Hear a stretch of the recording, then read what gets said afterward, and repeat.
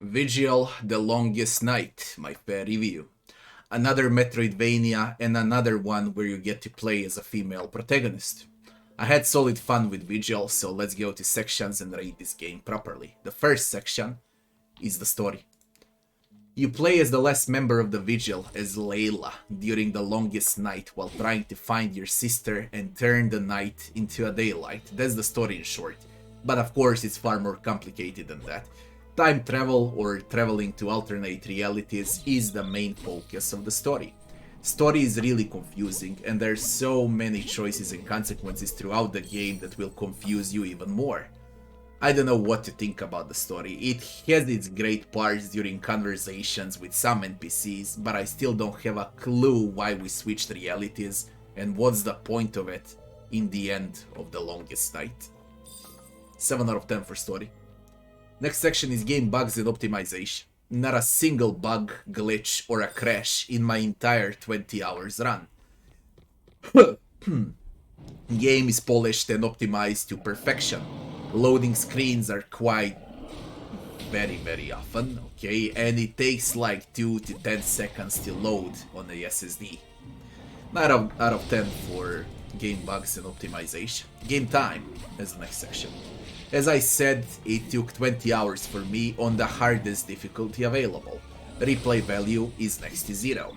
For a Metroidvania, it's a solid time for the buck spent. 7 out of 10.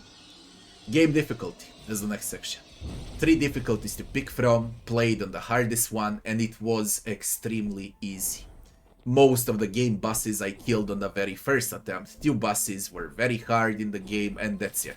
Enemies, solving quests, and platforming will give you more challenge than the actual bosses in the game, which is weird enough. 8 out of 10 for game difficulty. Next section, maps and graphics. I love the style of Vigil, graphics are just straight gorgeous. Background and the amount of detail is just phenomenal.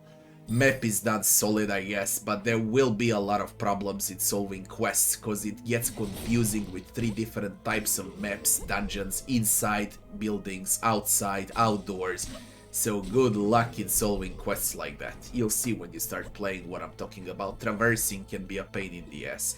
Weird choice, and all you get from a map like this is a headache, okay? 8 out of 10.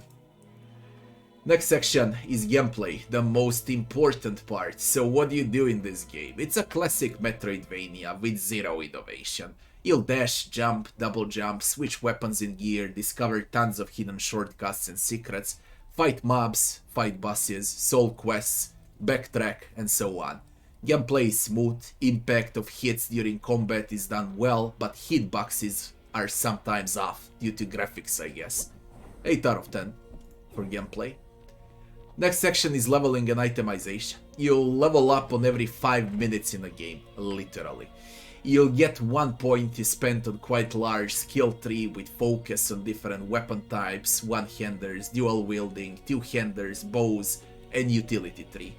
It's classic in terms of what you get when you level up, raise overall health, receive less damage, hit harder, crit more often, charge attacks faster, blah blah blah, okay. Itemization is done very well. I liked it a lot. Tons of different armor sets, trinkets, and weapon types with unique descriptions that are important for the story. Consumables are also part of this game, but I never used them that much because of the casual difficulty. They were not needed, in other words, even on hardest difficulty. Of course, you have magic and different spells in this game too, like fireballs, flaming hands, poison darts, lightning strikes, and so on. 9 out of 10 for this section. For Metroidvania, it was done very well. NPCs and enemies is the next section. Probably the biggest number of NPCs I've seen in Metroidvania. Hilarious amount of NPCs with unique quests and conversations that will directly impact the ending. Enemies, they're plentiful with a lot of different types and designs. Plus we had 16 bosses in the game in total with a lot of different attack moves, and we have a solid section here for Vigil. AI is done well, choices matter is strong in Vigil, by the way. care when you kill bosses, cause you can ruin a lot of quests in your journal if you decide to proceed forward without resolving those quests before killing a boss. 9 out of 10 for NPCs and enemies. Last section is music and sound. Vigil has phenomenal music, sound effects are also very good. There is one huge minus in all of this. In Metroidvania that strives on talking and on story, there is zero voice acting, okay? Zero. There is no excuse for this. Voice acting for this game would mean the world to it. 8 out of 10 for music and sound. Conclusion. We got 9 sections with 73 points, and that would be 8.1 out of 10 for Vigil, The Longest Night.